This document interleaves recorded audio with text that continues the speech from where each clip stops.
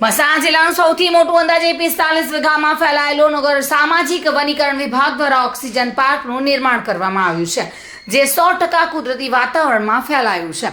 અહીંયા અંદાજે સૌથી વધુ ઔષધિઓ તથા વિવિધ પ્રકારના છોડ, વૃક્ષો, ફૂલો વગેરેના વાવેતર કરવામાં આવ્યા છે. ઓક્સિજન પાર્કમાં બાળકો માટે રમતગમતના સાધનો સહિતની સુવિધાઓ પણ કરવામાં આવી છે. નમસ્કાર દર્શક મિત્રો, આજે 5 જૂન જે વિશ્વ પર્યાવરણ દિવસ તરીકે સમગ્ર વિશ્વની અંદર ઉજવવામાં આવે છે, તેવામાં આજરોજ આપણે સામાજિક વનીકરણ જે નુગર કહેવાય છે, જે એક પ્રકારનું ઓક્સિજન પાર્ક પણ કહી શકાય, એ ઓક્સિજન પાર્કની અત્યારે આપણે મુલાકાતે આવ્યા છીએ.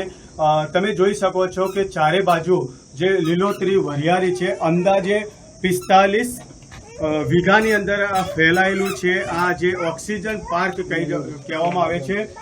સાથે સાથે અહીંયા 300થી વધુ ઔષધિઓ કહેવામાં આવે છે કે જે અહીંયા ઉગાડવામાં આવી છે, અહીંયા વાવવામાં આવી છે, અને સાથે સાથે આ જગ્યાનું વધુમાં વધુ લોકો સુધી પહોંચે તેવા પ્રચાર પ્રસારના માધ્યમથી પણ જાણવા મળે છે. અહીંયા આપણા સાથે અહીંયા જે લોકો વિહાર કરવામાં આવતા હોય છે, પોતાના બાળકો લઈને આવતા હોય છે, તો એમના સાથે પણ આપણે વાત કરીશું. શું નામ આપનું? મારું નામ રાજેન્દ્રસિંહ ઝાલા છે. હું મહેસાણા પોલીસ કોન્સ્ટેબલ નોકરી કરું છું. રાજેન્દ્રભાઈ, તમને કેમ બાળકોને અહીંયા જ લાવવાનું પસંદ આવ્યું છે? લોકો ગેમ ઝોનમાં જતા હોય છે, અવારનવાર કોઈ બીજી એવી જગ્યાઓ પણ જતા હોય છે, તો તમે બાળકોને અહીંયા કેમ ખાસ લાવવાની કેવી ઈચ્છા થઈ તમને? કાલે તો પહેલાં હું અહીંયા નીકળ્યો હતો ત્યારે મને એવું લાગ્યું કે અહીંયા બાળકોને શુદ્ધ વાતાવરણ મળી રહે, ઓક્સિજન મળી રહે સારો, અને એમને બાળકોને પર્યાવરણ પ્રત્યે જાગૃત થાય. કારણ કે આગામી સમયે ગરમી બી વધારે પડે છે, આવનારો સમય ઓનાથી બી કપરો હશે. તો મારી એક વિનંતી દરેકને કે વૃક્ષો વાવો અને પર્યાવરણ બચાવો. આ બી એક સરકારે જે પ્રયત્ન કર્યો એ ખૂબ મહેસાણાની જનતાને જે આ લાભ મળશે એ સારામાં સારો લાભ મળશે. 45 વીઘામાં ફેલાયેલું છે, અને આમાં જે ફોરેસ્ટો બધા ભાવેશભાઈ બધા મિત્રો છે અમારે, ત્યાં રહેવાના બેસીએ, પણ એમનો સારો પ્રયત્ન છે.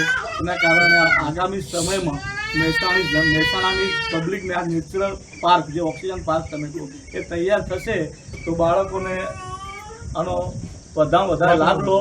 બીજે બધા જાઓ, વોટર પાર્ક જાય છે, ઘણી બધી જગ્યાએ છે. આ એકદમ ફ્રી છે પબ્લિક માટે, એક પણ નિઃશુલ્ક, અને એને લાભ લો એ મારી તમામ મહેસાણાની જનતાને વિનંતી છે.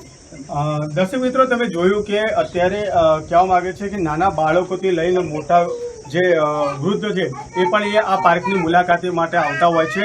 તો સાથે આપણે જોડે એક વેરડીલ પણ છે. શું નામ દાદા આપનું? કાકાનું કહેવું એવું છે કે અહીંયા અમે વધુમાં વધુ લોકો આવે એવી માંગ કરે છે. શું કહેવા માંગશો એ બાબતે? અહીંયા વન વિભાગવાળાનું સારું એવું વાતાવરણ બનાવ્યું છે, અને સારું એ મળી રહે. અહીંયા જોડે તમે આવે છો કે એક નાની બેબી પણ છે. બેટા, શું નામ તારું? મને બેટા, કેવું મજા આવી તને અહીંયા? કેવું લાગ્યું તને? અને ફરવા તો બીજે બધી જગ્યાએ જાય છે, તો અહીંયા તને કેવું અલગ લાગ્યું કે શું મજા આવી તને? સૌથી વધુ શું મજા આવી? અચ્છા, ટાવર સારો લાગ્યો. અહીંયાથી તને કેટલું બધું દેખાય છે? અને કેટલા ધોરણ ભણે છે બેટા?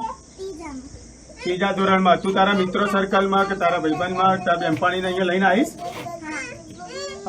દર્શક મિત્રો, તમે જોયું કે બાળકોને બહુ જ રમૂજી જે જગ્યા કહેવાય અને કુદરતી નેચરલી જે ઓક્સિજન પાર્ક કહેવામાં આવે છે, તેવું નુગરની અંદર આ એક મસ્ત સરસ મજાનું ઓક્સિજન પાર્ક બનાવવામાં આવ્યું છે. તમે પણ એક મુલાકાત અહીંયા અવશ્ય લેજો. પર્યાવરણ દિવસની તમામ દર્શક મિત્રોને શુભકામના. ભાવિન ભાવસાર, મહેસાણા.